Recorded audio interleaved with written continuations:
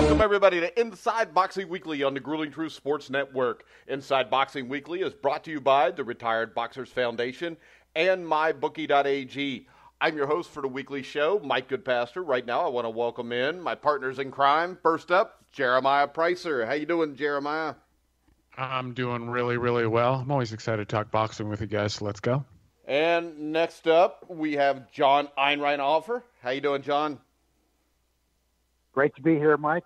Lots to talk about. Yeah, we do. So here we go. We're going to start off with this past weekend's fights. We're going to start off with Kovalev, TKO 6 over Evanesian. We'll start off with Jeremiah. What were your thoughts on Kovalev? I was impressed that he got Evanesian out of there because Evanesian's not a bad fighter, and I don't think anybody else has been able to knock him out.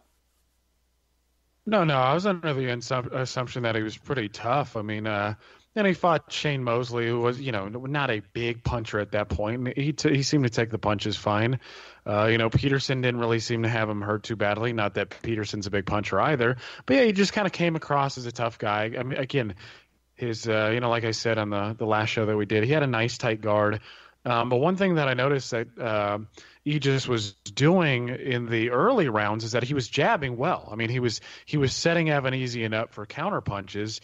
You don't see that often from guys who are good punchers themselves. But a lot of times what he was doing is he was throwing a jab, and he was trying to get Evanesian to try and counter with the right hand over the top. And once Evanesian would take the bait, Kovalev was doing some pretty good counterpunching in the beginning. My only issue with the performance is that it seemed like after he had him hurt, I think, in the third or fourth round, he let off the gas just a little bit.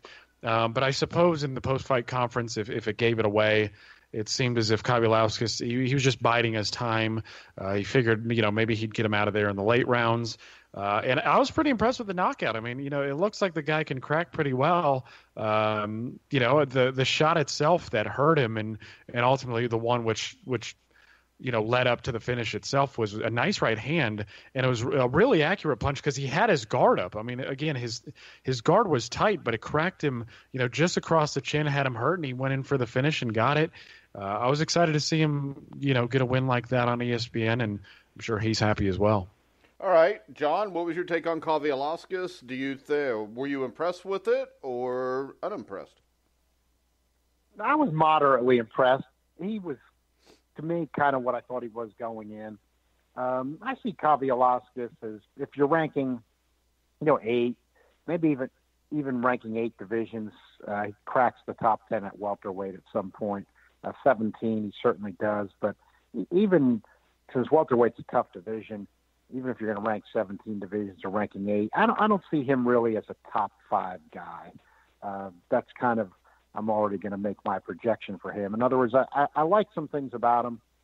I think he's good. He's got some power, but I don't see that, and not that it does for anybody, but I don't see his KO percentage translating against upper-level opposition. But he's good enough to be a tough fight for good fighters. In a rare instance, I think it was said on the ESPN commentary, a rare instance, I'm going to agree with some of the stuff they're saying because a lot of it's turned into a top-ranked infomercial. But I believe somebody said on there that, since it's another top-ranked guy, at least it would be somebody for Terrence Crawford to fight. I do tend to agree with that. In other words, I'm not saying he's a threat to beat Terrence Crawford, but with what you get with Top Rank, to have a guy who's a competent opponent for Crawford, if Arum and Top Rank's going to insist on staying in-house, I think that would be good. But frankly, from what we see of what Arum and Top Rank are willing to put on ESPN, even though that's an in-house matchup, they might consider Kovalev too risky to put in with Crawford, even though Crawford's as good as he is. So that might be just wishful thinking. Yeah, and maybe we'll see that in like 2020, Jeremiah. Yeah, maybe. I mean, it's hard to tell at this rate. I mean, obviously, Kovalev is on the cusp of being a top 10 fighter. And in regards to that conversation, there were a few guys, in the transnational When we do our rankings, we try to get them out. The discussion typically ends every Tuesday morning, and there were a few guys who threw Kovalev name out there. They just didn't feel as if I personally, even though I like Kovalev, I didn't feel as if Avanesian was good enough. It just wasn't quite good enough to break the top 10, but he's certainly on the cusp, and I can tell tell you that again from. Go ahead. Let me ask you a question. Is Manny Pacquiao in the top 10? I think he should be. He's a little old, though. I think he would have trouble with Kovalev now just from what we saw with Jeff Horn. And this is a year later.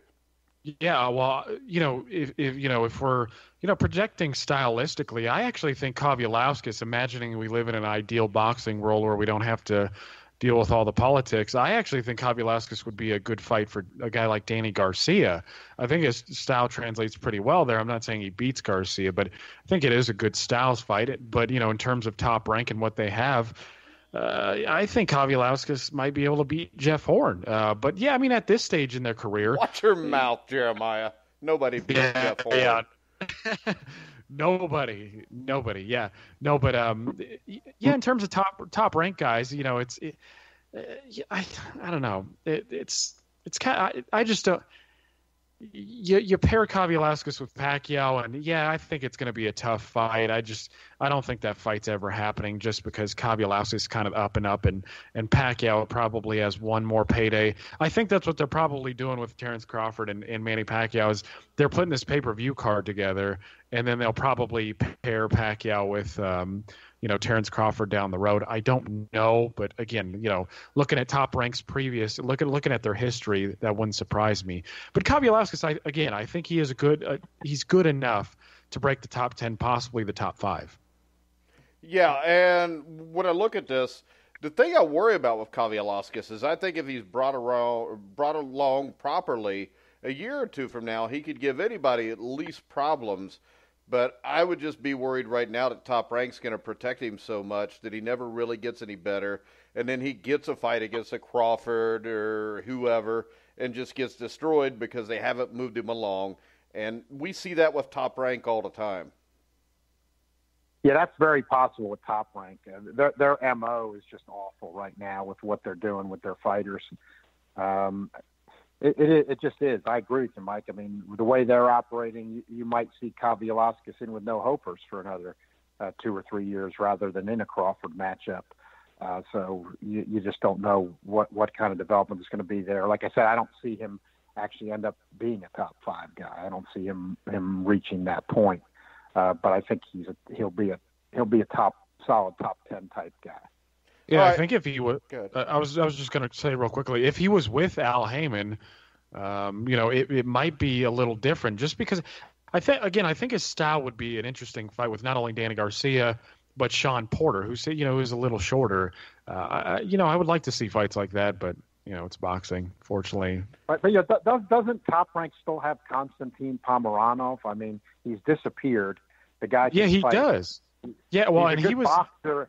He's difficult for anybody, and he just vaporizes. He's not because again they won't put him in with you're not going to have him and Kovalev fight or have him fight Crawford. It's just absurd. It really is. Yeah, right. He was supposed 30 to be fights to talk about, Jeremiah. We're spending 20 minutes on Kovalev and Evanesian. Go ahead. Well, move on then. No, go ahead. I'm messing with you. I was just going to say that Ponomarev was he was the number 1 guy for Spence for a while, and they just pulled out of that one, so I don't know where he's headed. All right, that disappeared. That brings us to Ray Beltran against Paulus Moses, which actually was a good fight. I think it's kind of stupid to sit there and talk about winning and being the oldest lightweight champion of all time, which we all know they are not legitimate champions. Not in any world are they legitimate champions. Beltran, I thought looked good. The only thing that stood out to me would be the fact that I thought the fight was a lot closer than what the judges scored it. But overall, Beltran's a feel-good story, John, and so I guess everybody got to feel good that night. Well, everybody should take this comment for what it's worth and just think about it for a moment, but I think it's factual. I agree in the sense that was probably one of the best fights I've ever seen between two guys who are both over 35 years old. Again, take that for what it's worth. It was a pretty good fight when we were expecting nothing, but I think it was typical of old fighters. I actually did not think Beltran looked very good. I thought he kind of, in a bad way, picked up where he left off with that Brian Vasquez fight, and he's just ready to be taken. He was lucky he was in with Moses.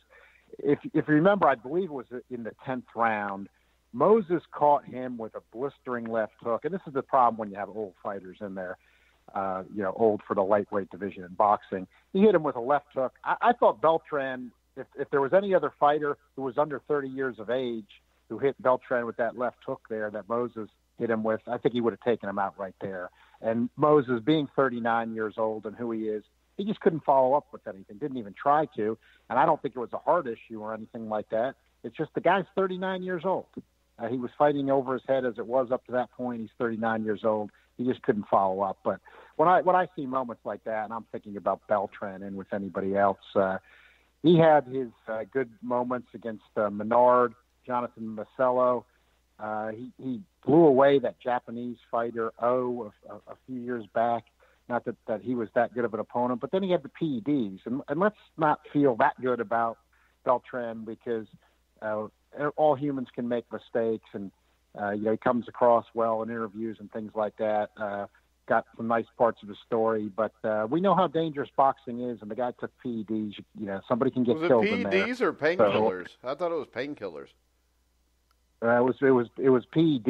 It was a banned drug. So I don't quite get into Beltran's feel-good story like everybody else. They used the green card angle. So I think this has been about probably the 5th fight they've used the green card angle. So, like I said last week, boy, there must be a lot of boxing fans in the United States Naturalization and Immigration Department because they're following Beltran's career awfully closely and according to Top Rank to decide if he's going to get to stay in the United States. When did he? Because I thought it was just painkillers. I didn't even hear the PED thing on him.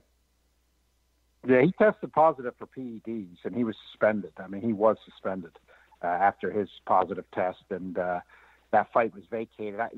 As you can forgive me, of course, because it's hard for us all to keep track of. I don't know if it was a WBO interim lightweight belt he was fighting for that night, or if that was the WBO lightweight belt. But it was when Top Rank had their ill-fated deal with True TV when HBO was trying to see if Top Rank could build up some fighters and give them some better fights on HBO, and that lasted a couple of months and went by the wayside, which you can't blame HBO and True TV. So I remember that's where that fight was broadcasted, and then he really brutalized the Japanese fighter in that fight, and I think it was in the first round. And then he tested positive, and he was out for a while. So, again, first-time offender, but take a little bit away from the feel-good story there. It's not that good of a feel-good story. I never said it was. John, I was trying to be sarcastic when I said it. I thought the tone of my voice. Oh, no, I'm not saying you were, Mike. I'm just speaking to people in general because I've been reading about that for the last couple of weeks, the week before the fight and the week after. And I gave Beltran credit and my original 8 ratings, I mentioned it, and he fought very well against Menard and Marcelo. He had big knockouts, and that was after the PED suspension. So, I was giving him the benefit of the doubt there too. That he looked good, and it's just age now. I mean, he looked real sharp for those fights, but he didn't look as good against Vasquez, and Moses is 39 years old, and he really took a heck of a lot of punishment against Moses. He's fighting a 39-year-old guy, and like I said, I thought he was actually vulnerable himself to getting taken out in the later rounds. So, I think we all agree that with Top Rank's MO, he certainly could be in with Lomachenko next, and that'll be a meat grinder. That will be very, very ugly, and that's what you hate to have a fight where you're already saying before it starts,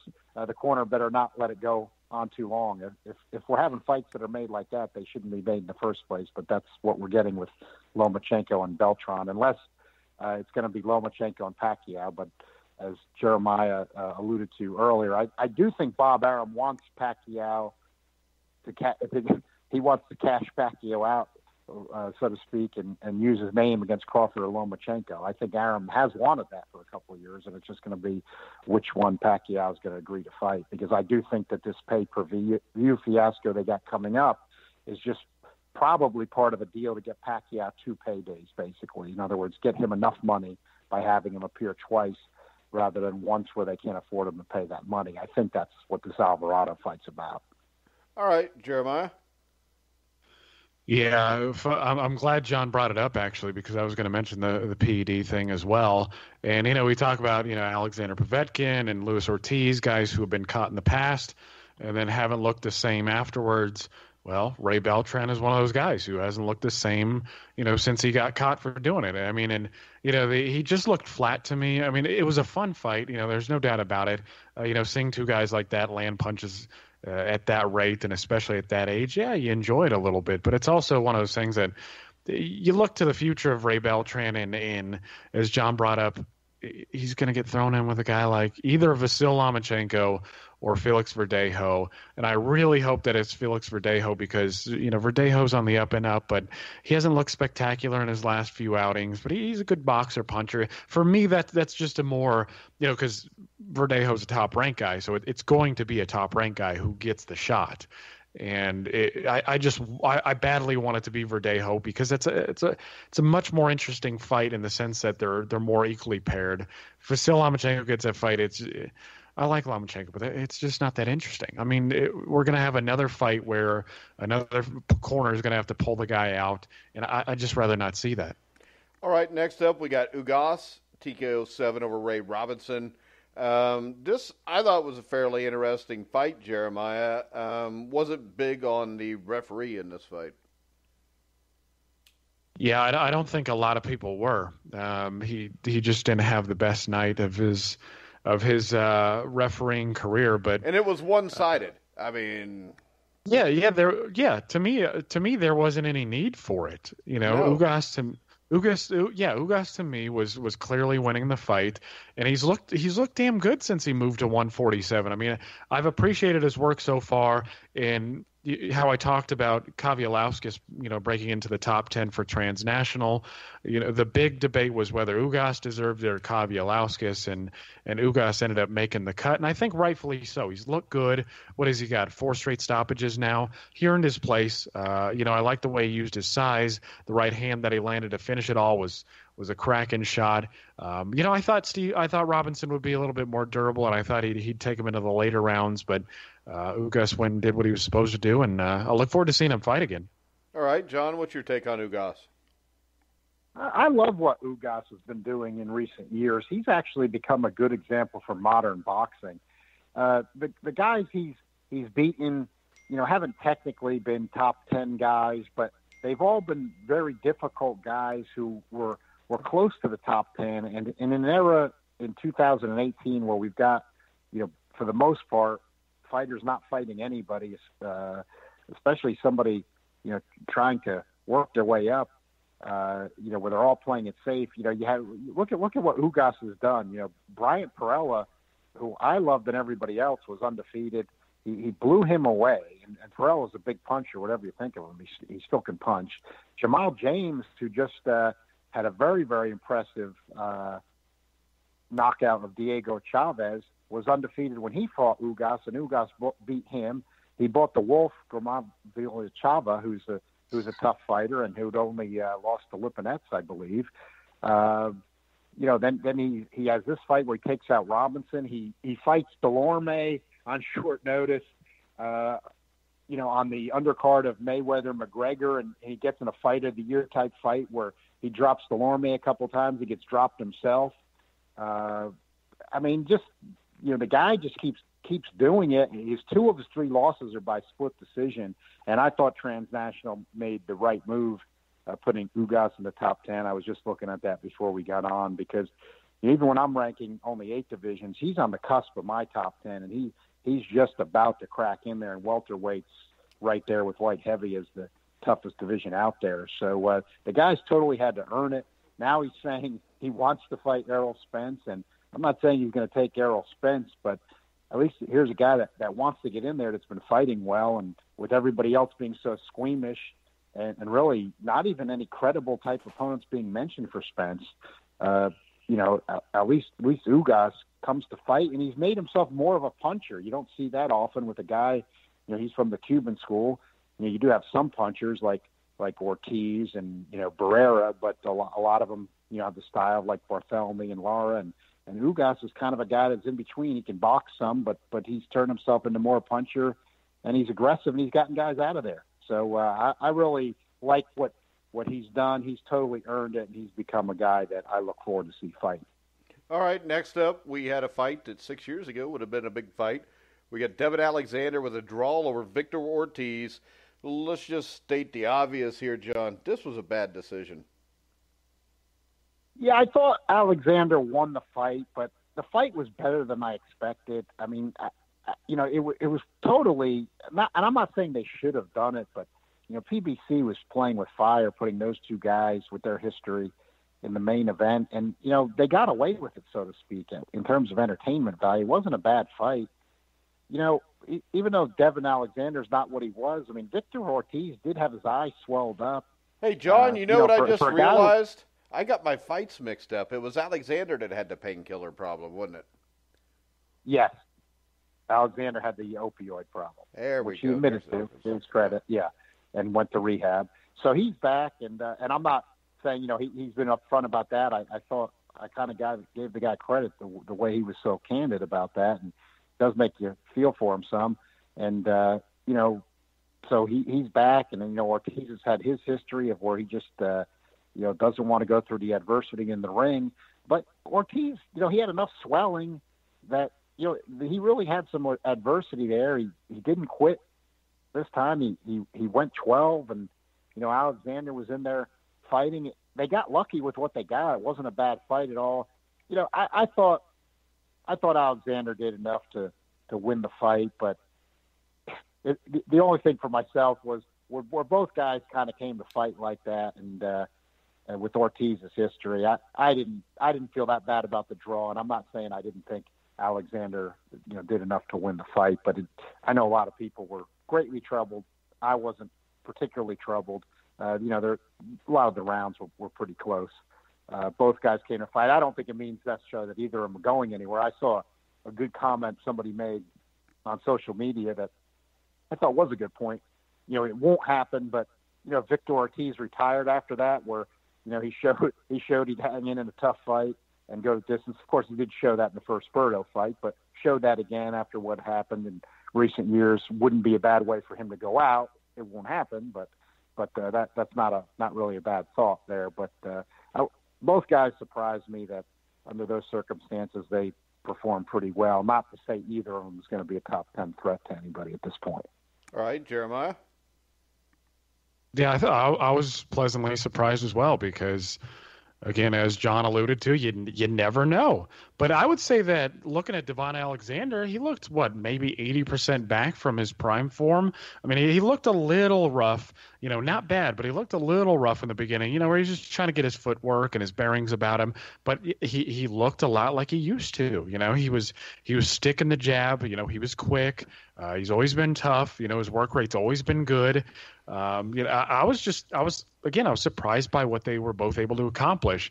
And, the card from top to bottom was pretty good. But the thing about Victor Ortiz that I liked was that there were times when he showed what he could do. I mean, Victor Ortiz always had a lot of talent. He's always been a good puncher. And there were times when he could work his way inside. He would bang to the body a little bit, throw some combinations.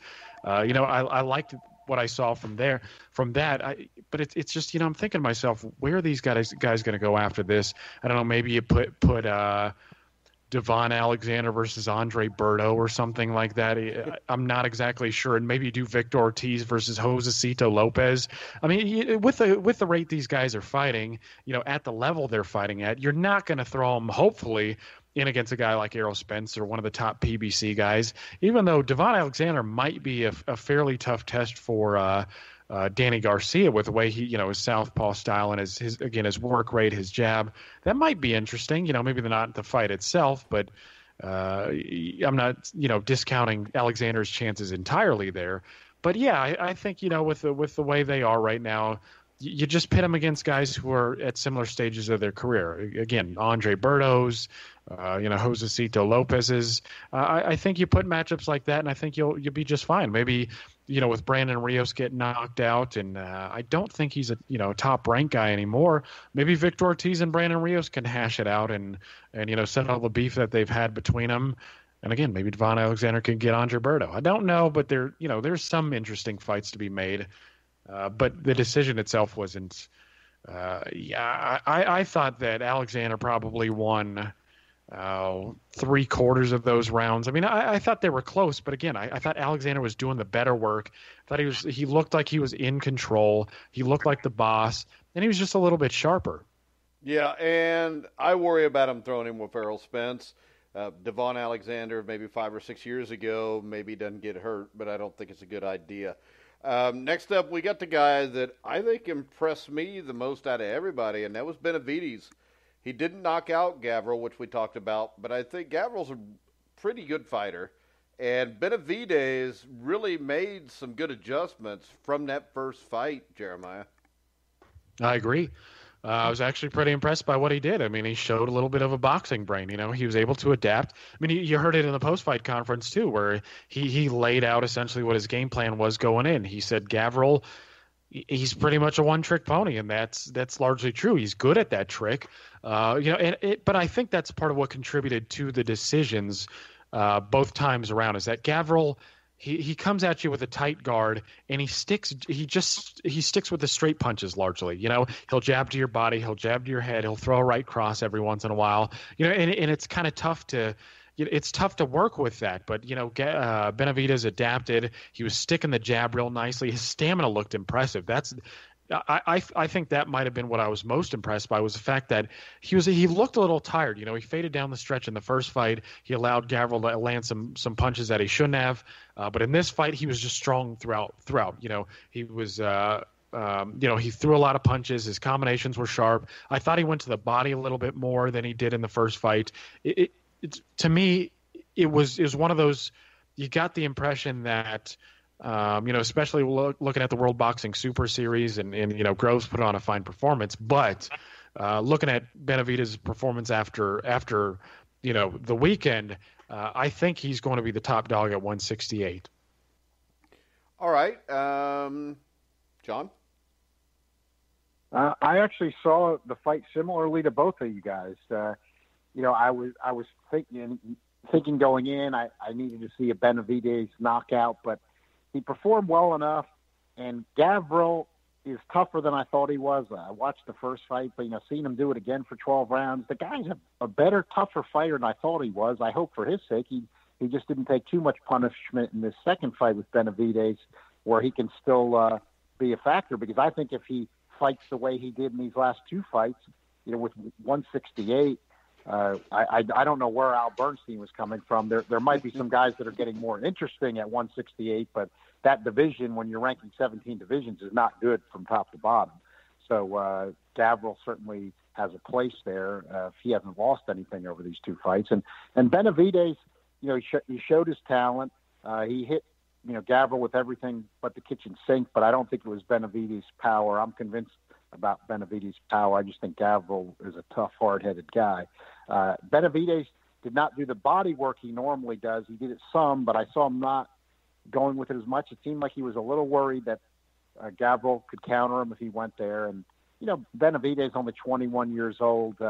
Like I've mentioned a lot of times on the show, when I've seen him weigh in, when he's been in fights that weren't for an alphabet belt, and he's weighed in over 168 pounds. Of course, lesser opposition, but still, I think he looks sharper. I think it's a much tougher division, but he'll be a better fighter as a light heavyweight. But, while he's going to hang around at 168 pounds for a little longer, I concur that he was certainly the best 168-pound guy that I saw fight Saturday night, and I don't have much doubt in my mind that he's going to be competing for the top of that division as long as he is there. Gilberto Ramirez is pretty good too, but as we've discussed, Gilberto Ramirez does have some limitations, and Benavidez is a much more versatile fighter. So Benavidez definitely has the bigger upside. Again, not with promotional politics like we're going to see those two guys fight anyway, but talking in terms of theoretical matchup. But Benavidez was one of the guys this year that I felt had to do something in the particular fight. And for me, even though he didn't stop Gavril, he did what he needed to do. I think he's back on track, so to speak, and I see him ascending to the top of the 168-pounders as long as he's there. All right, then we got Danny Garcia, who to me, John, I didn't think was impressive till the knockout. The knockout was definitely impressive, but I think that Garcia, to me, as a guy over the last couple of years, just doesn't look like he's progressed or gotten any better. He's kind of plateaued. Yeah, he doesn't punch enough. And what I did see, even with the knockout, is, and I think you really did see that Saturday night with a guy like Rios, who's so limited, and he's nothing like he was even as a lightweight. Garcia's just a counterpuncher now. He's not going to take the lead and open up to try to get anybody out of there. I mean, he took Rios out on a counterpunch, and I thought with Rios too, it's a good time to point out that people, to me, nowadays with all these needless divisions and all this talk about catch weights and weigh-ins on the day of the fight being gone, and now you don't weigh in on the day of the fight. I mean, that does matter to some degree, but both fighters in the fight get to do it. Point being, with Rios, he was really good as a lightweight. Now he's fighting as a welterweight. That's a real jump. In other words, that's an original 8 class jump. That's 12 pounds. That's where it matters. Just saying to any fans out there, you want to analyze things correctly, or people who follow the sport, go back to the basics of the original 8 divisions. A guy's up an original 8 weight class, that's when the weight thing matters. Guy goes from 135 to 140 pounds, it doesn't mean anything. Nowadays, all these guys going from 140 to 147, if they start at 140, doesn't mean anything.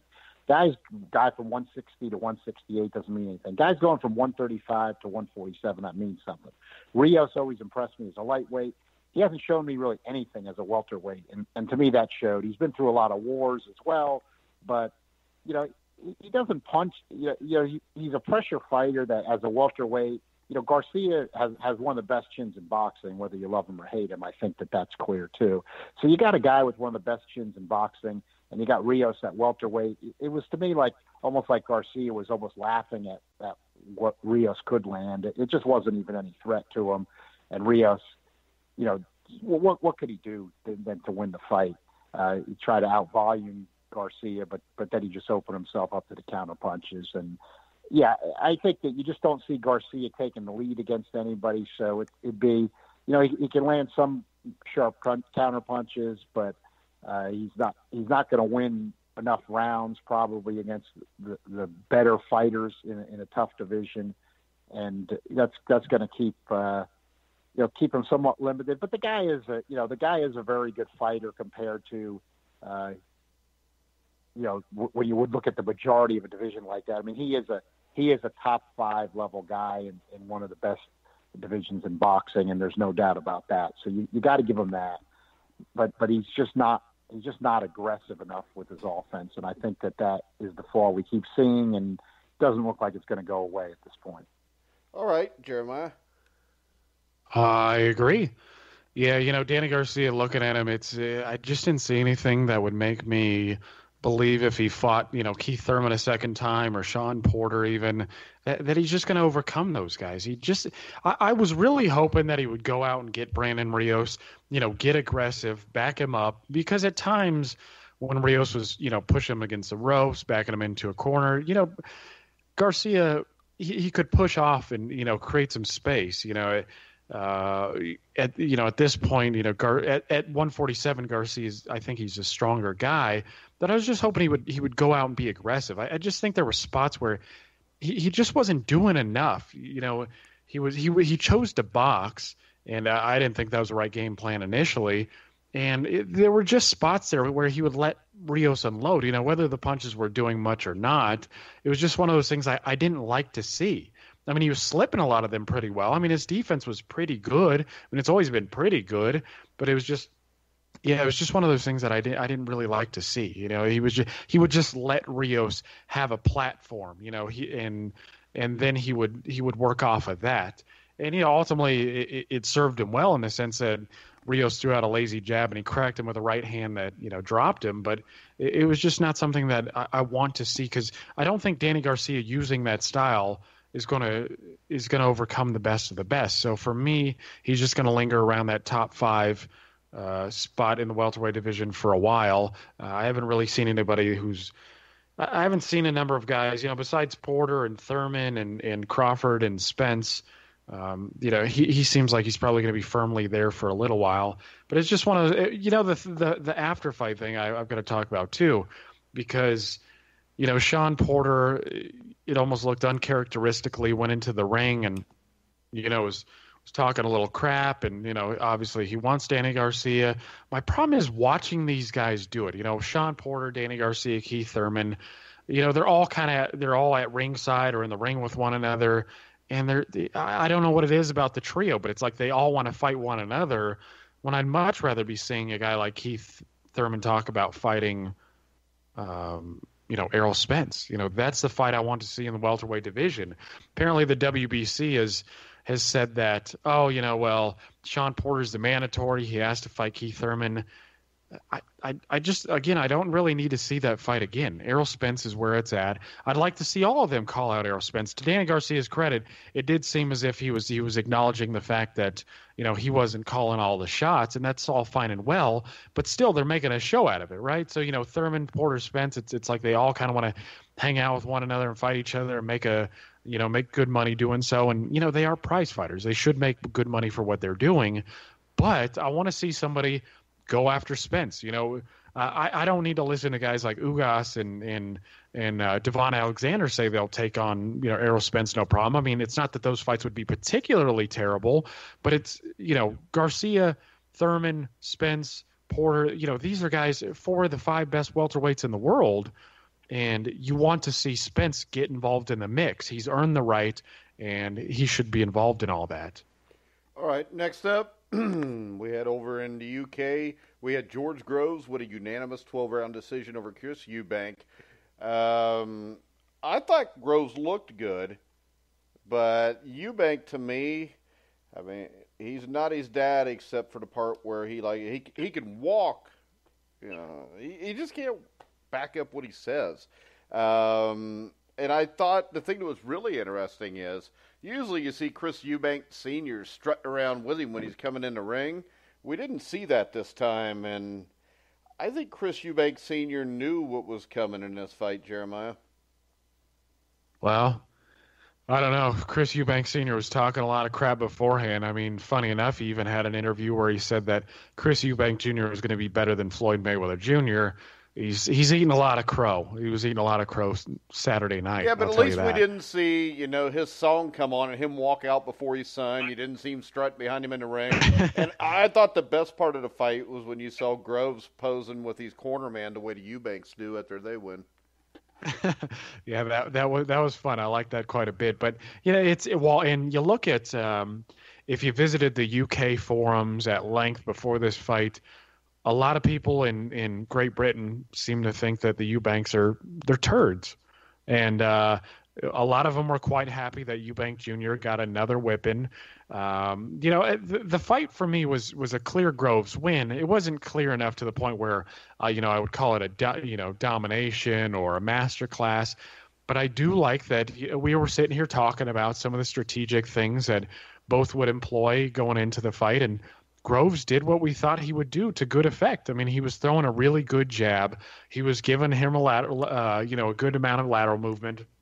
And Chris Eubank Jr. was rushing in almost amateurishly, winging some of these big left hooks. And he's not even a big puncher, to be honest with you. But he looked amateur at times. He didn't seem to have a good plan on how to counter a jab. When he would get inside, he did some decent work with the free hand. If there's anything that I think he should be commended for, it's that sometimes he was able to do some good work with the free hand in the sense that, he would hold on to him and then he would bang away straight away. And, but for me, it's every once in a while Eubank would land a headshot, but it was really Groves' jab that was the main feature of the bout. He did a good job, from start to finish. A lot of us were concerned as to whether or not Groves would fade down the stretch. But I think because Eubank wasn't able to apply that much pressure, it helped Groves along. I mean, I did see him start to tire out there, but again, Groves wasn't putting enough pressure. He didn't understand how to cut off the ring. And I thought the scores were fine and well. It's good to see that, Groves is going to move on to the tournament. From everything we know, apparently Jurgen Braemar had to pull out because of an injury. So now Callum Smith is going to get I can't remember his name. But apparently Holzen. Nicky Holzen. Yes, that's right. And apparently you can forget that name next week, Jeremiah. So you only have to remember it for a couple of days. Yeah, well, apparently Nicky Holzen is a world-class kickboxer. I was actually watching him hit the mitts today. I don't think that's going to go over well against Callum Smith. So my guess is that we're getting Callum Smith versus George Groves in the final, and I like that fight. Yeah, I think it's a good fight. When you look at this, Chris Eubank to me is one of these guys that we bring up every week. He's a guy to me, John, that just hasn't gotten any better. If you watched him against Billy Joe Saunders, it's the same thing you get a couple years later against George Groves. Well, Mike, I'm gonna have to be even harder. So I'm gonna have to on this one get out my old disclaimer. We know boxing is the toughest sport, and everybody takes a risk when they get in the ring, and you could be seriously injured or killed, including Chris Eubank Jr. So now that I've gotten that out of the way, Chris Eubank Jr. was terrible. He looked like a guy that can't fight. He fooled the odds makers. I picked him. I was going back and forth, but hey, I picked him. I'll say it. I thought he'd get a decision. Groves was just Groves. He was decent, but he wasn't spectacular. And Eubank just got exposed. He's a guy that doesn't have the necessary basic boxing fundamentals, and frankly, he doesn't bring enough other attributes to make up for that in terms of power or speed or anything like that. He didn't even look particularly quick in there. He was wild, swinging. It was just a dreadful performance. He'd already lost to Saunders, the only other notable opponent he'd had. Jeremiah's going to have to clarify this for me because he's in there, and we've talked. I guess there's a lot of Brits on there, but I got to call this one out. I looked at the transnational ratings before we got on there, and how in God's name could anybody that watched that fight Saturday night have Chris Eubank ranked as the number 468 pounder in the world, ahead of David Benavidez and other fighters? That's come on. I mean, the Caleb Plant I saw make Porky Medina look ridiculous would have boxed Chris Eubank. Caleb Truax would kick his ass. And Caleb Truax would beat him also. Eubank was calling out Caleb Truax afterwards. He better be careful what he wished for. Since Eubank was at 160, let's look at it this way: the jump from 154 to 160 isn't meaningful. The jump from 160 to 168 isn't particularly meaningful. So what I'm leading up to is this: there's got to be 20 guys or more from 154 to 168 that would beat that Chris Eubank Jr. that showed up Saturday night. And I'm being kind there. I think it's more than 20. I agree with John here, Jeremiah. Explain this to us. Yes, explain. Well, I can't explain that one, but I think that we might have to check back tomorrow because they might alter the rankings tonight. It is Wednesday. Maybe I'm mistaken there. Maybe we'll have to check back later. But I can tell you, it was altered because they had him go down from 3 to 4. So I assume that they had already made the alteration. Okay, and maybe you're right. Actually, let me just hop on real quick and see if that's the case, because I can tell you that I personally did not vote for that.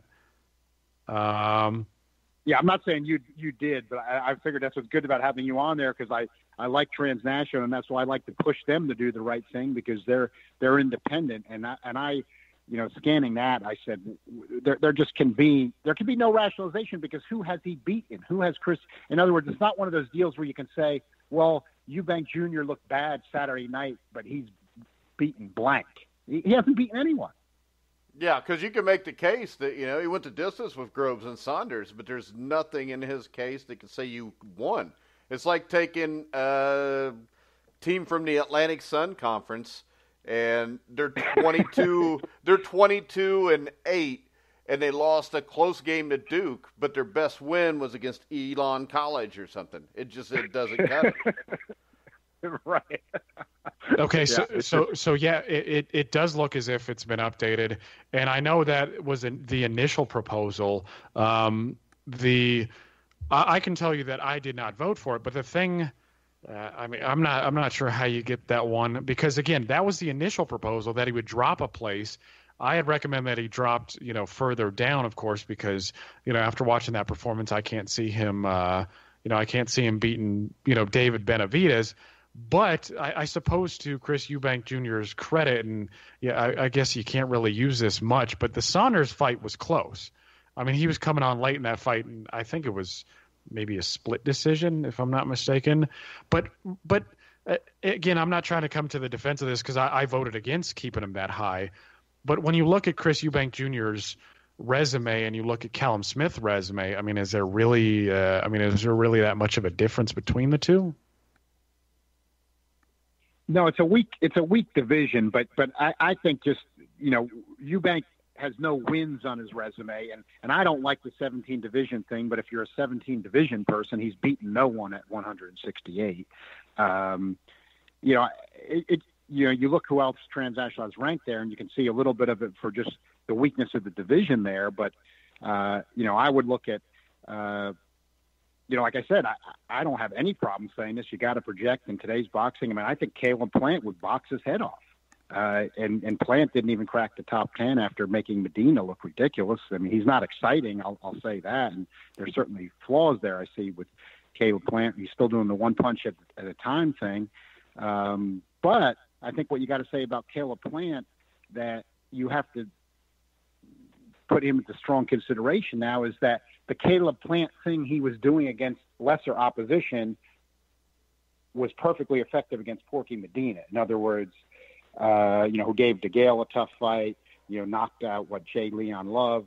In other words, the Caleb Plant thing we know now is going to work against this week of 168-pound division. So, I think that, I think we've heard the last of Eubank Jr. being any kind of a factor, unless it's, picking up some kind of alphabet belt against some lesser opposition. But in terms of beating anybody that's really, truly a formidable fighter, forget it. I mean, look what Prince Nassim said about him afterward, which Prince Nassim, said it on the British pay-per-view broadcast, and he was right. He said the guy fooled everybody. He's got nothing. He ought to retire.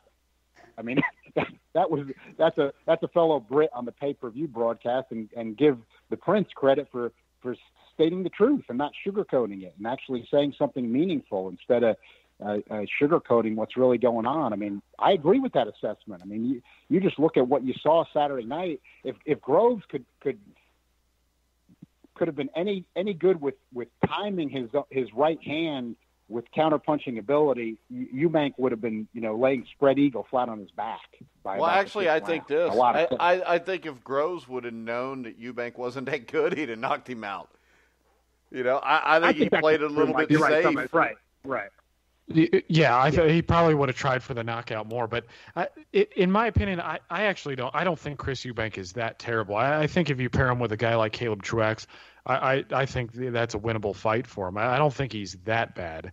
And again, the division is not that good. But I will also say that I was part of the in the camp who recommended that George Groves move from number 2 to number 1 over Gilberto Ramirez in the rankings, because frankly, Ramirez hasn't really beaten much in terms of opposition either. But I am disappointed because I was hoping that Callum Smith would fight Jürgen Braemar, and then I was hoping that Callum Smith would move up a bunch of spots because I was just hoping for that to be a more meaningful fight, and unfortunately, we're not getting it. I don't know if the World Boxing Super Series had just set the dates in stone and they can't alter it or whatnot.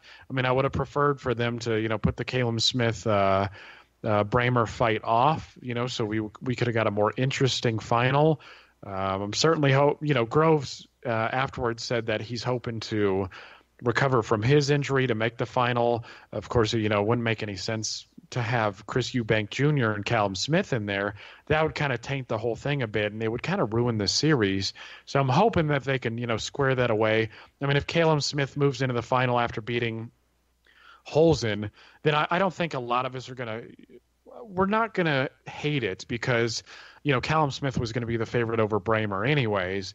But if you had potentially Callum Smith and Chris Eubank Jr., I do think that would ruin it. Yeah, but I think Smith and Braemar is a lot more interesting because, like John said, we don't know how good Callum Smith is. And Braemar, I think, is at least a good fighter. Yeah, definitely. Yeah, Callum Smith and Braemar was one of the fights I was most looking forward to this year. I'm very disappointing just for the reasons Mike said. I mean, Braemar was a legit top 10 light heavyweight for a long period of time. He got a surprising, it was close to an even money fight, but he ended up being the slight underdog. He beat Rob Brandt, who was trained by Derek James, so it was a minor upset in the end because Brandt had become a slight favorite before the fight took place. I was really looking forward to this just because I picked Callum Smith going into this tournament, and I figured Braemar would be the test to make sure he was what we thought he was. Like I looked at Eubank, against Groves as he wasn't anything like we thought he was, and now it gets you thinking, okay, Callum Smith hasn't been tested yet. We want to make sure we think he is what we think he is, and we're not going to get that with Holzen. We would at least, I guess, get some of that if he ends up taking on George Groves in the final.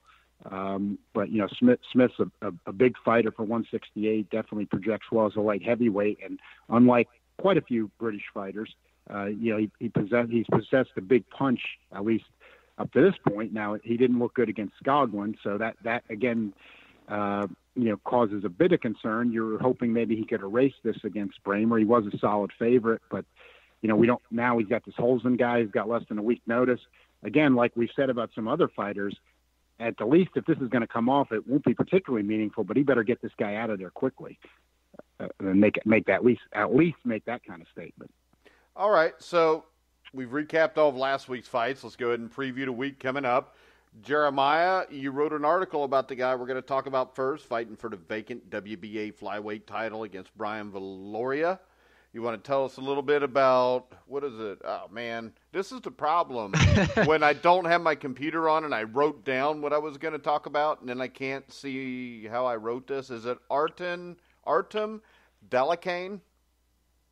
Delakian. That's my understanding of it. Now. All right, go ahead. Okay. Tell us about this. Yeah. So, I decided to write an article about him because there was actually a lot of good Eastern European fighters participating this month, guys like Besputin, and it was hard for me to narrow down who exactly I wanted to highlight. Well, one thing that I noticed was that Brian Viloria was getting a lot of American press, and so I figured I'd highlight, a smaller guy who's going to be on an interesting card. I mean, Tom Loeffler's doing a good job with these little guys. It's nice to see them. I wish the model in which they're using for these Superfly cards, they were using for bigger guys. I think that would be a good format because Delakian versus Viloria, Quadras and Estrada, Quadras and Nites, I'm not sure how you say that, and then Rungvisai and Estrada. These are interesting matches, in a lot of different interesting styles. So they're doing a good job here, but in terms of Artem Delakian, I found out some late information, so I edited the article, but he was born in Baku, Azerbaijan.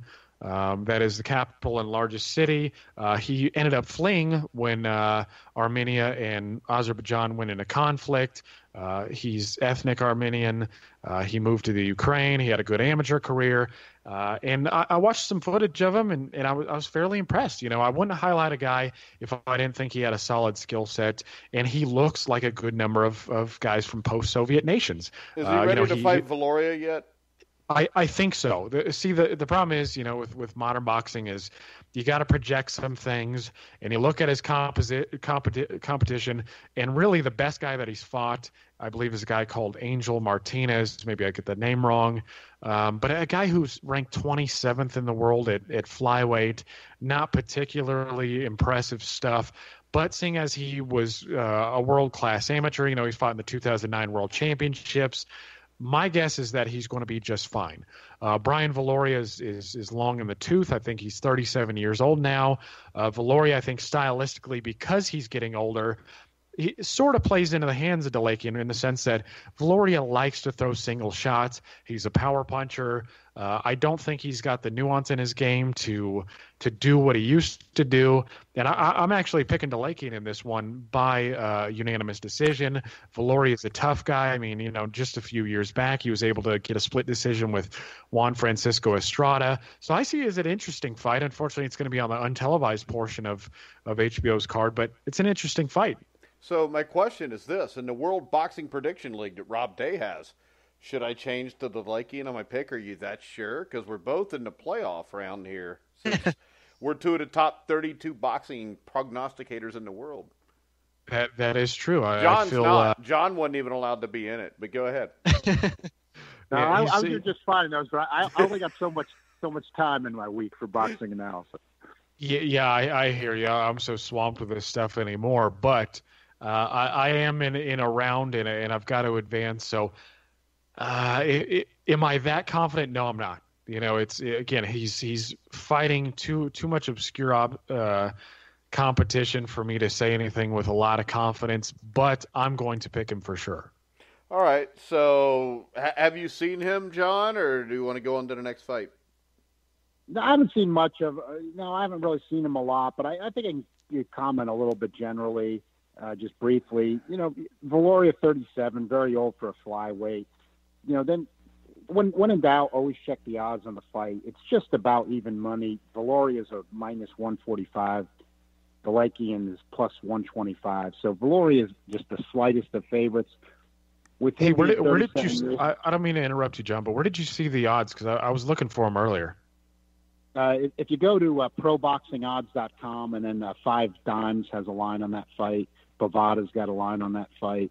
5 Dimes kind of has a composite of all the sports books that have lines on certain fights. So this proboxingodds.com is probably the best site for check. I also always look at the MyBookie AG as well, but the proboxingodds.com has the lines. Okay, thanks. On just about everything. So so looking at that, so you can make it. The bod again, as I always say, but it's just the truth. The odds makers have to know. Doesn't mean they're right all the time. So when you get a fight that's close to even money, in my experience, when you're making picks, then if you have a hunch about a guy, you can go a little more on your hunch rather than when you're just totally trying to buck the odds makers. So I would say with Viloria's age that the Delakian pick with the odds being that close is probably not a bad pick for a minor upset. All right. Next up, we'll start with John. Carlos Quadras against McWilliams Arroyo. I like Quadras here. He lost a unanimous decision to Estrada. Arroyo has lost 2 of his last 3 fights. I think Quadras just has a little bit more left than Arroyo, John. Yeah, Quadras, he's got some talent, but he has these lapses in fights where he has all this excess movement that he doesn't need, and then he doesn't punch when he should be, and he starts moving all around all over the place. You watch the guy fight enough, and he's got some talent, but he's kind of flawed there. But with that said, I've seen McWilliams Arroyo a few times, and he's not a bad fighter, but he's really not even on Quadras' level. So Quadras is a minus 550, Arroyo plus 425. So Quadras is not a massive favorite, but a very solid favorite here. And I would think that he should have enough to win a decision over Arroyo here without much trouble. All right, Jeremiah, you agree, or do you see an upset here? No. I think it's Cuadras. I think he's going to probably earn a decision here. I mean, Arroyo is a good fighter. He had a long amateur background. Him and his brother both. His brother is more the boxer type. But yeah, you watch Arroyo's fight against Amnat Ruinrong, and you see that. That's maybe the coolest name I've heard in years. Well, funny enough, Artem Dalakian lost to Amnat Ruinrong in the 2009 World Championships in the first round. So there's some connection there. But no, Arroyo was real competitive the whole way through. And so to me, Arroyo is let's not call him world class, but he's certainly a good fighter. And he looked overmatched against Roman Gonzalez. No shame there. But I think this is a good fight. Cuadras has got to be the favorite. Cuadras arguably beat Gonzalez and Estrada. So, he's obviously a talented guy. The one thing I would, just say we can look for is that, though I have Cuadras a favorite, we'll see what Abel Sanchez is able to implement into his game plan, because Cuadras moved on from his old trainer and into Abel Sanchez's gym up in Big Bear, California. So I'll keep an eye out for that, and so should you. All right. Then we come to the main event. Then I'm going to talk about the English card a little bit, because there are a couple guys that are interesting there. But we've got Sor Rungvisai against Juan Estrada. I think when I look at this fight, Jeremiah, if it's a year ago, I would probably call it a toss-up. But Rungvisai has looked like he has improved a lot just from the two fights he had with Roman Gonzalez. So I like Rungvisai in this fight.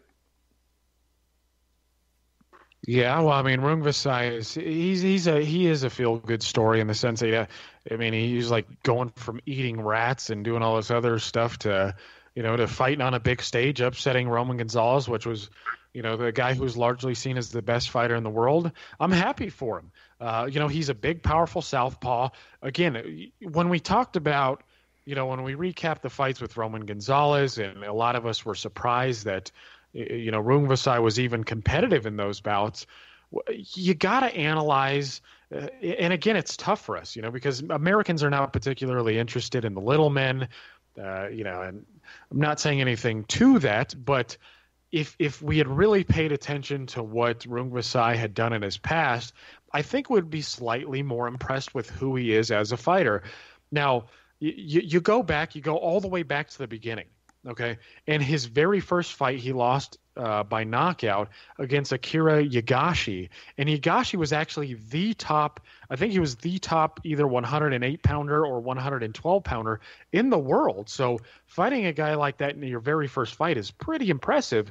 And then he loses to a guy, I'm not too familiar with. Then in his fifth fight, he fights another good Japanese fighter who was 16-0-2 and loses that. But from there, he goes on he has a nice run, loses a technical decision.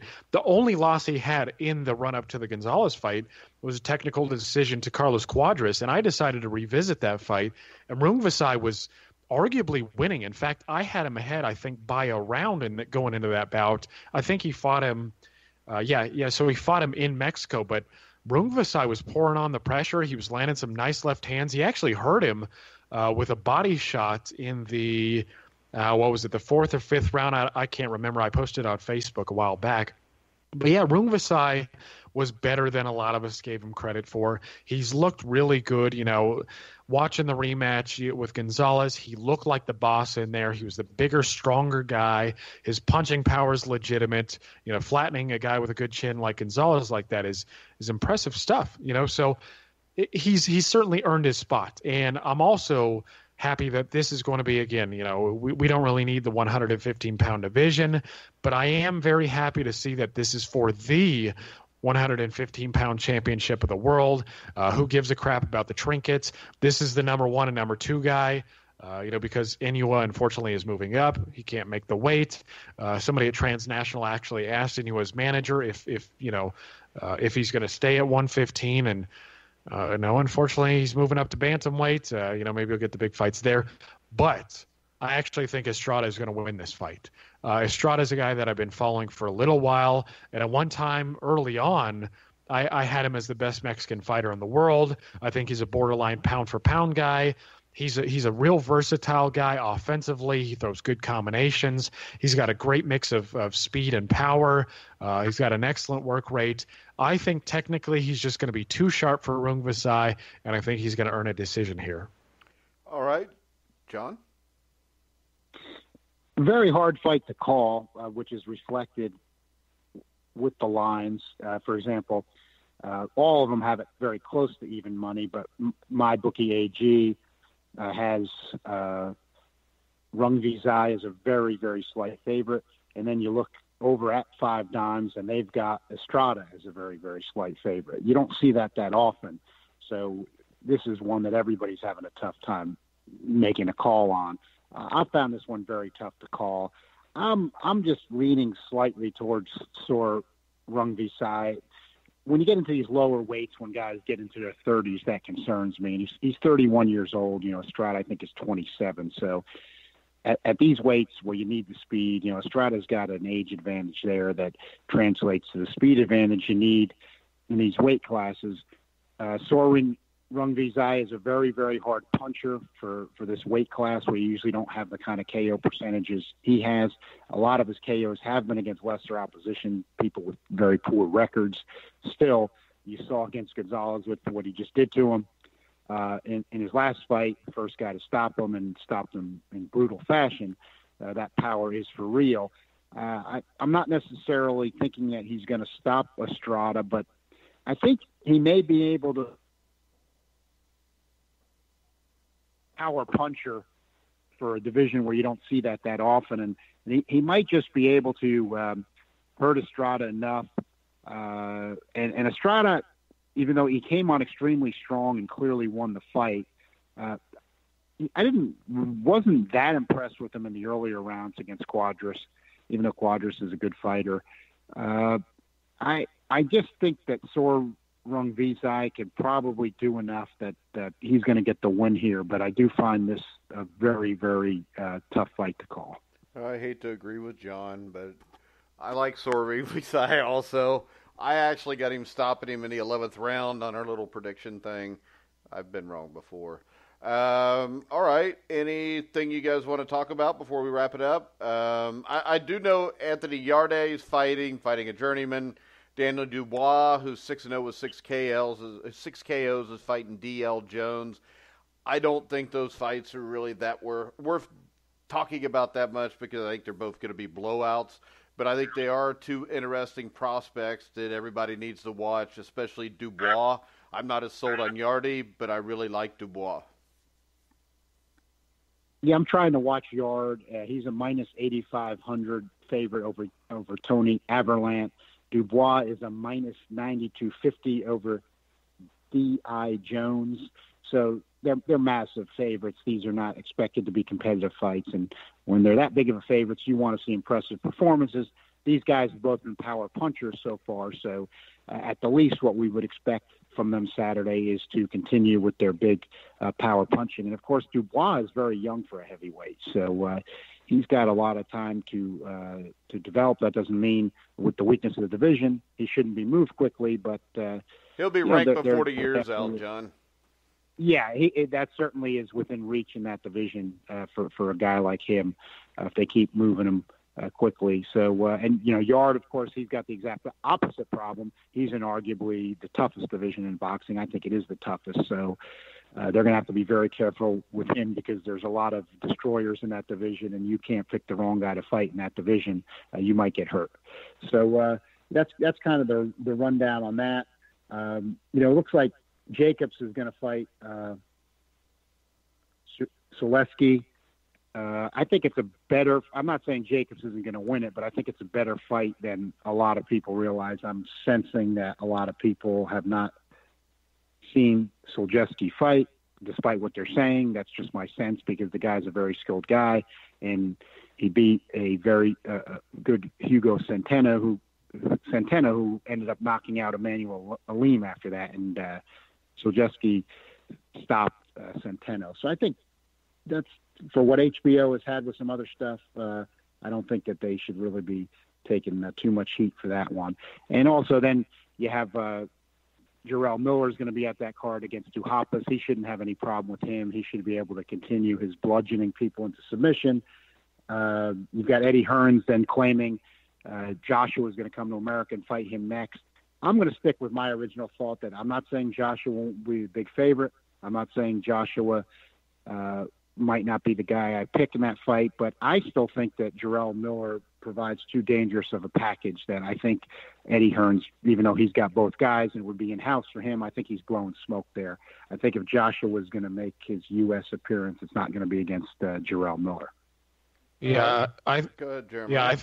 I think that, well, it seems like Eddie Hearns is promising a few heavyweights to fight with Joshua, so I don't really know which way they're going. I mean, you have Alexander Povetkin on the undercard of the Parker-Joshua fight. That gives the impression that, Povetkin might be next in line, and then he says Jarrell Miller. It's just kind of hard to tell. I mean, I don't know if Pulev is still some stupid mandatory for some silly organization. I don't know. So I think we're going to have to wait to see how that one plays out. But I would like to mention, this was highlighted by Rob Day on our website, that Andy Lee, the big punching Irishman, has hung up the gloves. It's a nice little tribute. Andy Lee is a guy that I think a lot of us liked. He was a limited fighter, a bit. Not the smoothest of boxers, but certainly one of the biggest punchers that was around. I mean, some of his knockouts I go all the way back to Carl Daniels when he absolutely. I saw Carl Daniels' soul fly up actually when he hit the mat. A little angel came and pulled his soul up and flew off into the heavens. It was just sort of a feel good story for him. When he beat Matt Korobov, who was a good, well-rounded fighter. Up and down kind of guy. Not an elite level fighter. The loss to Brian Vera was a pretty big hiccup, and and then he ends up getting him in the rematch. But of course, Brian Valera was never that interesting of a fighter. But Lee is a guy that I appreciated. I think a lot of us appreciated. Emmanuel Stewart, of course, training him and wanting him to see, wanting him to become a world champion. I wish Andy Lee, he's only 34. He's got a lot of life ahead of him, hopefully. I wish him the best in retirement, and I enjoyed him. Yeah, most definitely. You can go to thegruelingtruth.net and read Rob Day's article about Andy. Rob does a great job of writing for us, and many other places you can find Rob. All right, guys, we're going to wrap it up, I guess. And after the Superfly Card 2 on Saturday night, you can catch all three of us live again. And then I know from 2 tweets I got during the show that there are people listening to this show waiting for 2 words to be brought up. Oh, God. So they can listen to me and John argue about it. That is not going to happen. If you want to hear that, you can tune in Sunday night, possibly Saturday night. Maybe something will happen. We won't make it pay. We promise we won't make it pay-per-view. Well, there has been some talks about making it pay-per-view, so we'll see. If it is, it'll just be a small, iHeartRadio pay-per-view for $3.99. It won't be anything big. But so if you want to hear us talk about Luis Ortiz and that guy that he's going to knock out, listen to us Sunday night. We'll be live at 9 o'clock. That sound good, guys? Yeah, it sounds good. Deontay Wilder, the poor man. I thought we just said we weren't going to say those 2 words. But they're saying Luis Ortiz is in shape, though. So he does look pretty good. I've seen some pictures of him, and he's cut down on the flab that he had in his last few fights, and apparently he's been drug tested by VADA a number of times, and so far so good. Well, they've tested him 7 times in the last 5 weeks or something. Yeah. Yep. Well, it does look good. I'll say that. It seems a little overkill, but because stuff stays in your system for a while. Just maybe cut it back to once every 2 weeks. But, yeah, well, if he was using anyways, he would have done it months ago. Yeah, chances are he would have, and you'd have never known about it because he'd have been off long enough. Right. But I think it's going to be an interesting fight between Luis Ortiz and that other guy. So make sure you check us out Saturday night after the fights, and then Sunday night for a preview to the Ortiz and DW. We'll call him DW because I swore I'm not going to say it. John already lost, so our bet I think was what, $200, John? Still have to pay me for that, which works out good because my son needs to do dirt bike helmet. All right, guys. Mike's gonna have to enjoy this next 10 days or so before the disaster happens on March 3rd. Yeah, it will be too. It'll be like a big building falling when that guy goes crumbling down. All right, guys. At least John agreed with me on it. So remember, you can get our app in the iTunes store. Just look up The Grueling Truth. You can hear all of our shows on iHeartRadio, iTunes, Spreaker, Stitcher, TuneIn, wherever you find sports podcast, you'll find The Grueling Truth. So for John Einreinhofer, Jeremiah Preisser, I'm Mike Goodpasterm. You've been listening to The Grueling Truth, where the legends speak.